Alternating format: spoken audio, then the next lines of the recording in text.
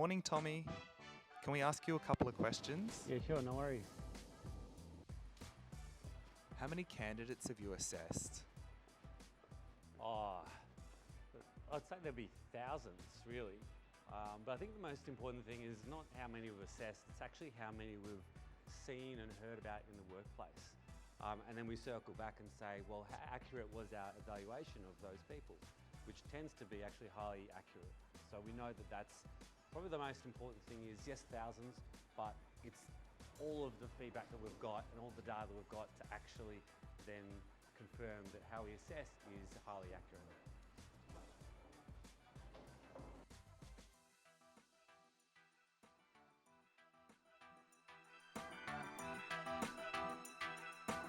And what makes you excited about hiring graduates? I was a graduate myself and I started on a program at ANZ which was fantastic. I really valued that in terms of my development, and so then I went into a job looking after the graduates in my division at Asanda. I built a program at Fleet Partners, I managed graduates at Accenture, helping them get onto projects. I've built so many programs for our clients, and in our team here I've hired and developed graduates.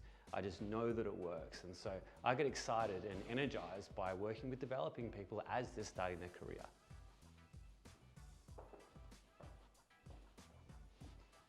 What would you recommend to a graduate who hasn't had prior work experience? Oh, okay, so this is a good one.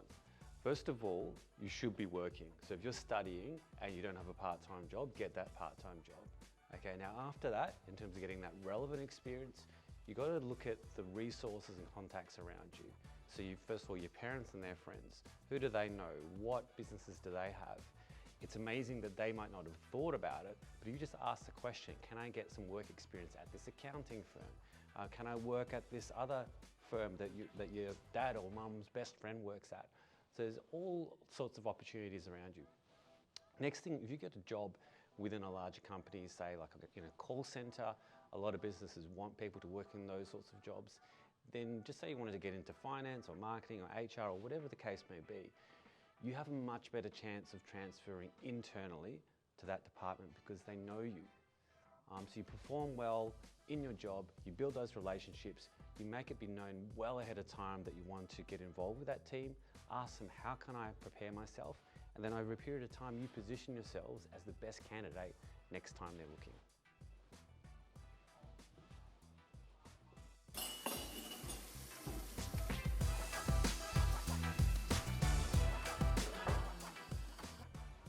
What's the biggest mistake you see graduates make when searching for their first role? There's one thing that graduates can do that's completely within their control, but some take action on, most don't. And that's really research the company and the people that you're meeting with, and display that in the questions that you ask and in terms of how you apply to the application. That will stand out from the crowd and shows that when you have an opportunity to learn, you take that. What's the biggest change you've witnessed in the recruitment industry since you founded Inject? I think the biggest change I've seen is a move away from emphasising what I'd call static knowledge. That's kind of like, do you know how to use this system?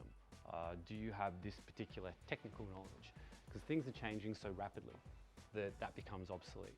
What's becoming more important are dynamic capabilities, like the ability to solve problems or to influence or to just engage with others.